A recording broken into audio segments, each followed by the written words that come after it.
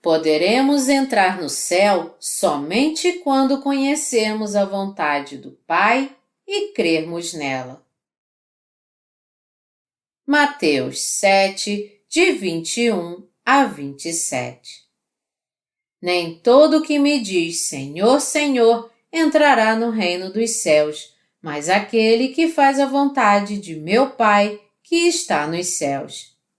Muitos naquele dia hão de dizer-me: Senhor, Senhor, porventura não temos nós profetizado em teu nome, e em teu nome não expelimos demônios, e em teu nome não fizemos muitos milagres?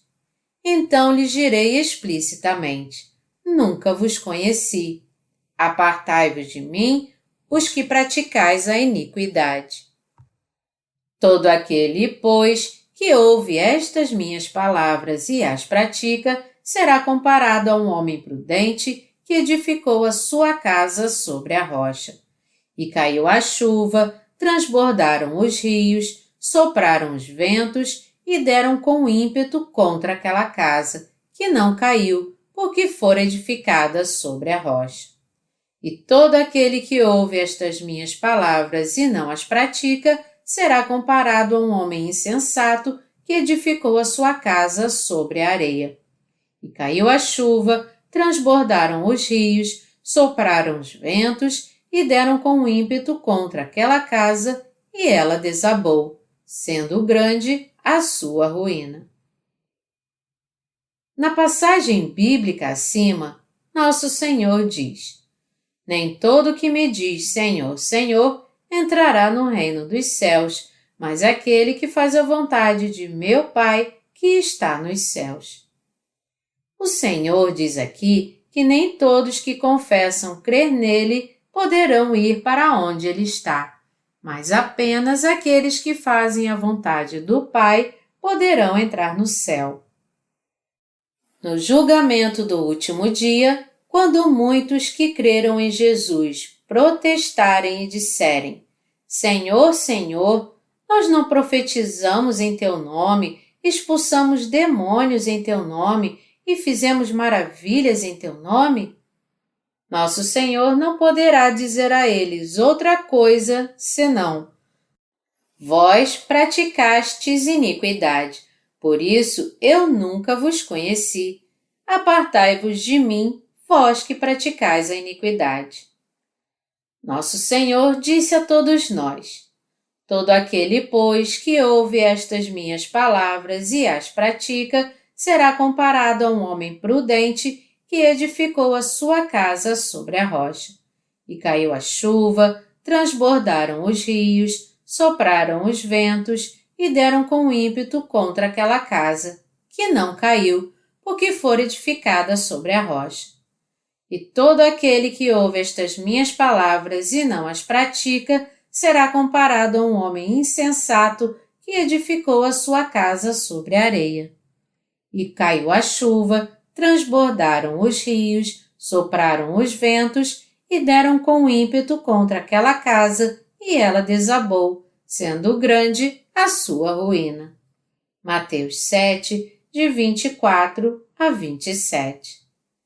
Deste modo, Jesus diz aqui que todo aquele que ouve a palavra do nosso Senhor e crê nela e a obedece é como um homem sábio cuja casa da fé foi construída sobre a rocha, enquanto que aqueles que não estão dispostos a enxergar essa fé acabam caindo.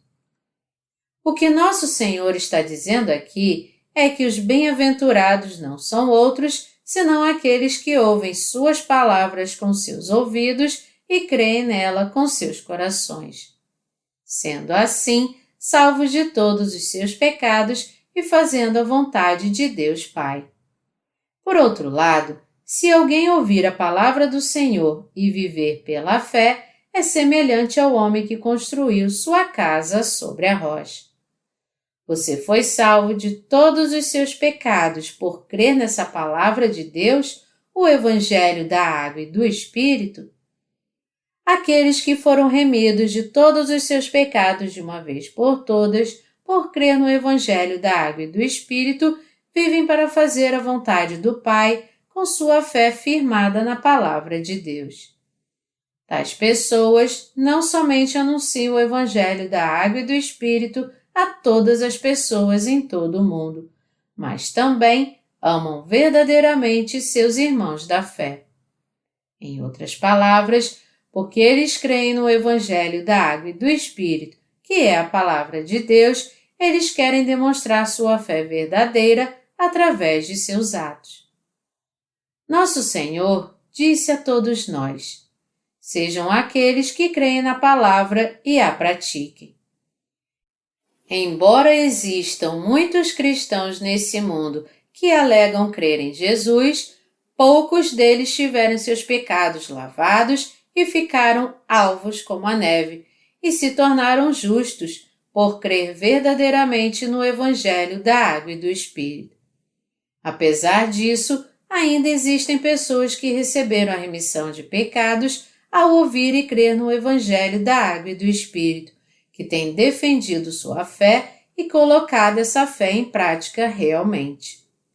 E cada vez mais as pessoas estão compreendendo que o Evangelho da Água e do Espírito é o verdadeiro Evangelho. Se alguém crê nesse Evangelho da Água e do Espírito com seu coração, ele deve então pregá-lo para outras pessoas.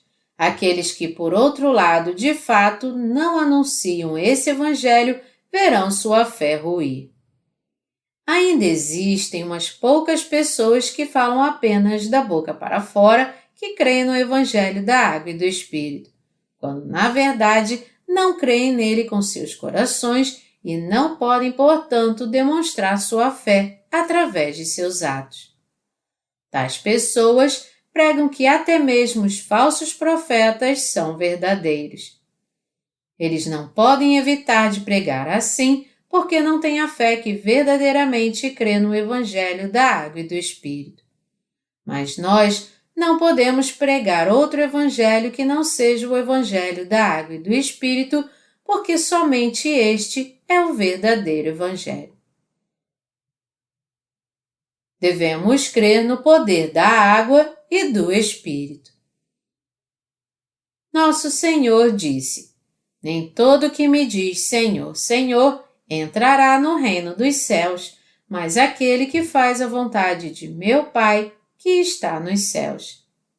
Em outras palavras, aqueles que realmente acreditam que o Evangelho da Água e do Espírito é o verdadeiro Evangelho dão testemunho dele a outras pessoas.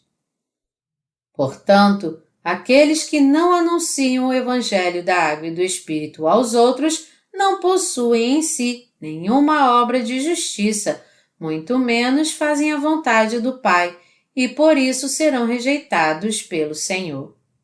E no fim, acabarão tropeçando na sua própria fé. Pelo fato do pecado de tais pessoas permanecer em seus corações, todas elas continuam sendo pecadoras, mesmo que aleguem crer em Jesus. E por mais entusiástico que seja sua vida de fé, todas elas não passam de pecadoras.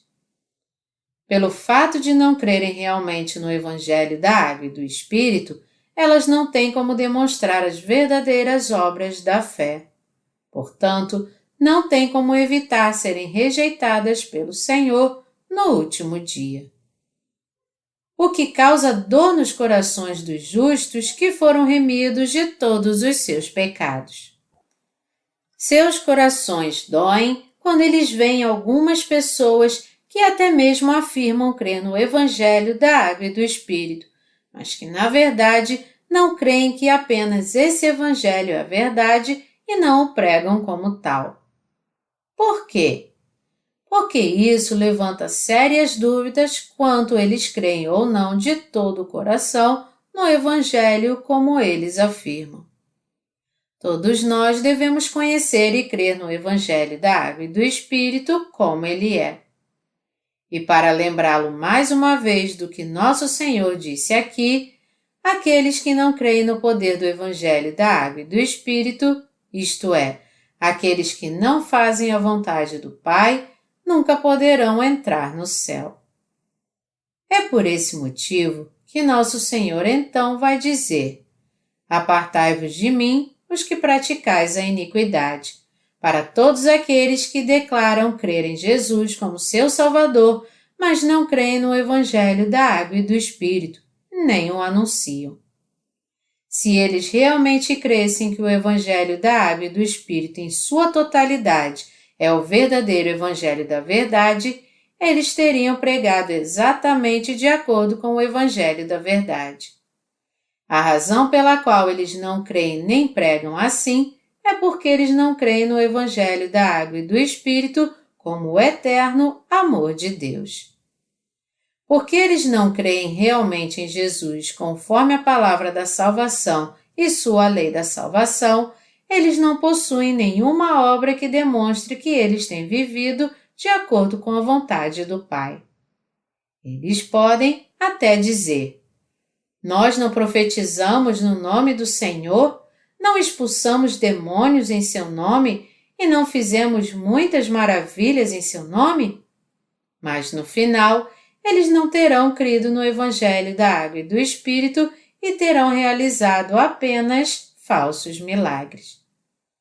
Nosso Senhor perguntará a essas pessoas que praticaram iniquidade ao invés de crer no Evangelho da Água e do Espírito: O que vocês fizeram por mim?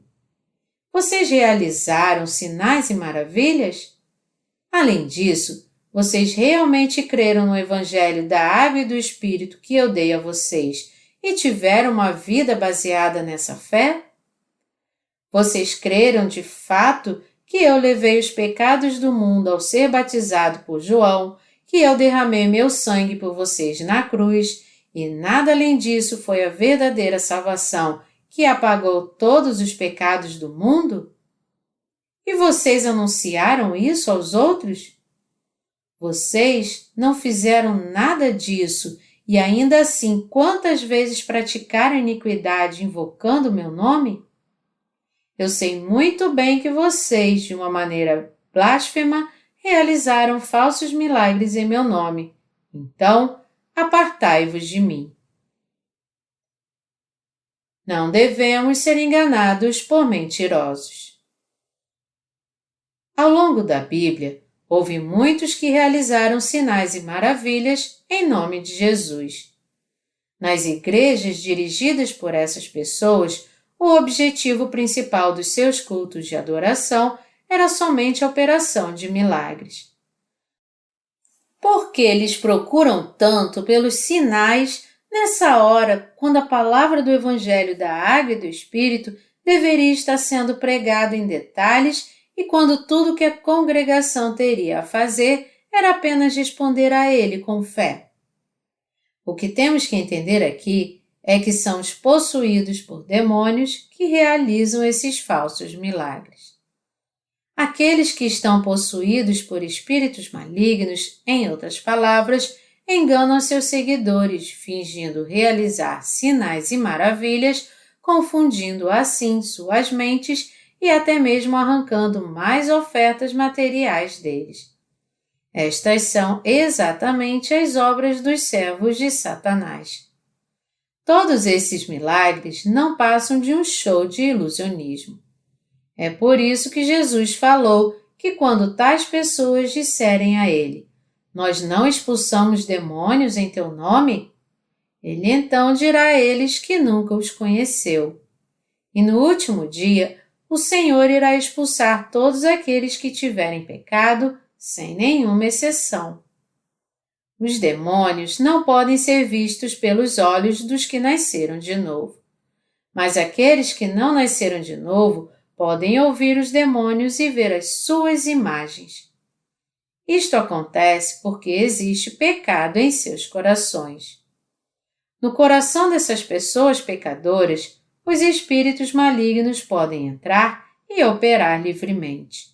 Assim, os endemoniados podem facilmente se comunicar com os demônios. São naqueles que estão com seus pecados intactos que os demônios operam e dão frutos malignos.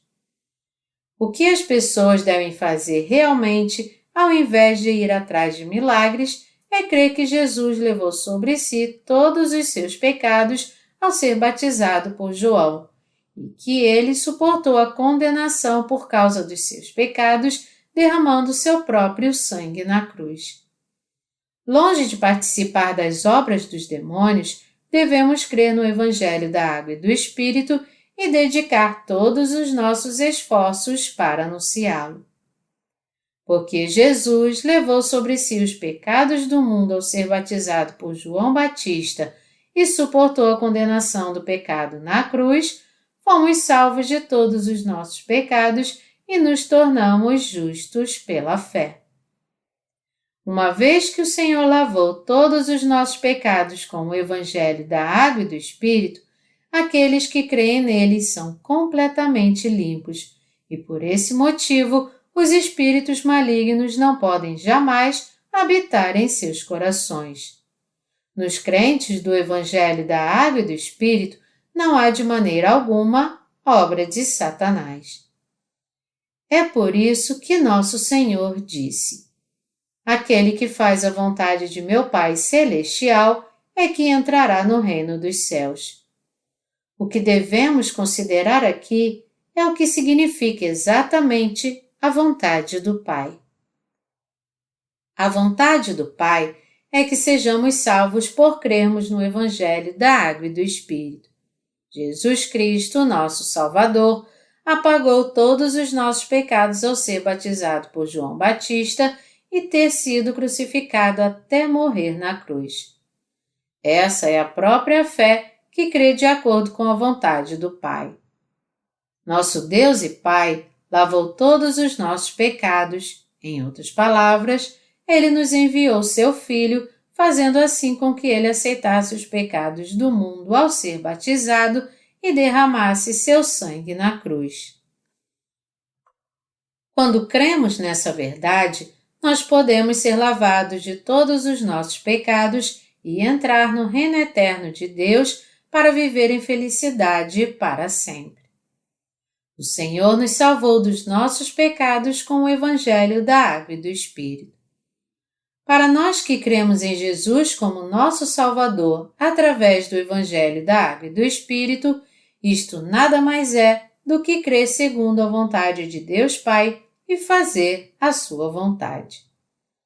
Mas ainda existem muitos que, por sua incapacidade em crer dessa maneira, não podem escapar dos seus pecados, mesmo que creiam em Jesus como seu Salvador, e serão então rejeitados e destruídos por causa dos seus pecados no final. Eles serão rejeitados, em outras palavras, porque até o fim não crerão no Evangelho da Água e do Espírito como sendo a verdade. Porque eles não creem nesse Evangelho da Água e do Espírito e são, assim, incapazes de fazer a vontade de Deus pela fé, quando o último dia chegar, a fé que eles tiveram segundo seus próprios pensamentos irá ruir e fenecer. É porque as pessoas não creem no Evangelho da Água e do Espírito que elas serão rejeitadas por ele no último dia. O mesmo serve para vocês também. Se vocês rejeitarem o Evangelho da Água e do Espírito agora, vocês serão, então, rejeitados pelo Senhor mais tarde.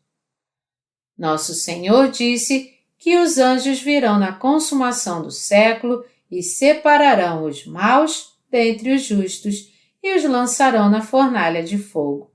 Mateus 13, de 49 a 50. Amados irmãos, quem são os maus dentre os justos?